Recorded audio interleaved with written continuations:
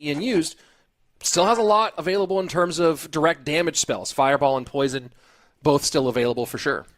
I just really want to see Ian go to something that he can outplay with again, right? That's what we saw in game 1 and 2, and how drastically different those situations were. You know, it felt like Mo had himself in at least a decent matchup in game number 2, but Ian had the outplay ability there, and then in game number 1 was the exact opposite story. You know, so I want to see him do or put himself in a situation where it looks like maybe with RG that he can control and you know, give himself a chance instead of just hoping that things go well, like dropping a big pile of rocks on the board. And Monk ability no longer there. Ghost comes out, and then to 0 for Ian for the RG. Maybe anticipating that he's going to get a few shots out of this, but the Ghost will also do some work too.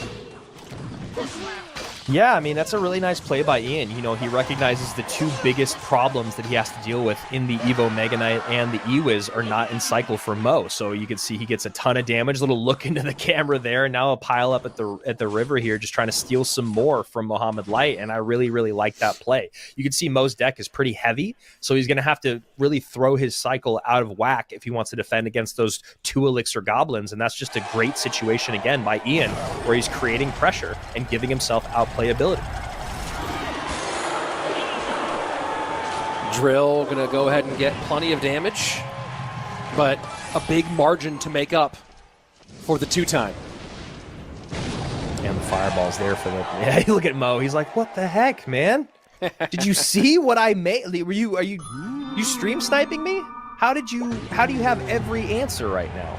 The other part of this is that Spirit Empress in the sky behind anything like the Monk or the RG is going to be really annoying for Mo to deal with. She's got such great range, and there's just not a lot of air targeting DPS here for Mo. And he doesn't have the vines to bring it down to the ground. Snowball has to come out against the Goblins on that right-hand side, and Magic Archer wants the connection, gets 1, gets 2. Wow. Snowball not enough to disrupt that in a meaningful way. I mean, the log. 740, 1590. Anything can still happen in this game. Just a second late on that Golden Knight was no light.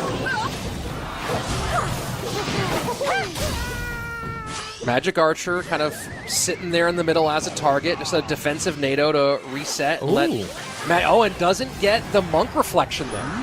Yeah, that's actually a really great NATO by Mo, but not great placement on the Ewiz. Going to have to use that Evo Snowball as he gives a lot of fireball value there. I would have loved to see the Ewiz in a different spot, but you kind of understand what he was going for. And that defensive drill was necessary, but probably not enough here. RG should get 1, and it does. And that's probably going to be enough to lock this thing up for Ian. Wow, and this is huge for Ian, being able to take Mo out in the lower bracket run. I mean, that's the big thing that we haven't seen is the Evo Mega Knight against the RG. We needed to see that more in this matchup, but now Ian knows he's got the double fireball. Mohamed Light is sent packing here on our last monthly final. And he already has his ticket punched to World Finals, already has the first seed locked up, but that will be the end of Mohamed's journey today. And that might be sufficient to lock in second place for Ian.